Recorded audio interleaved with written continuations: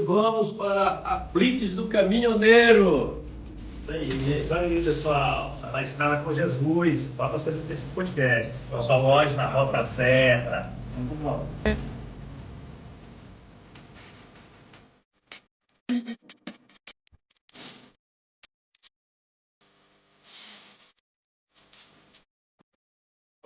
Total sobre os nossos caminhoneiros, meu Senhor, em especial aqueles que temem diante da tua palavra, mesmo os que não temem, mas que venham a temer, e abençoa ricamente, Senhor, para que sejam protegidos pela tua mão, abençoa suas famílias. Eu só quero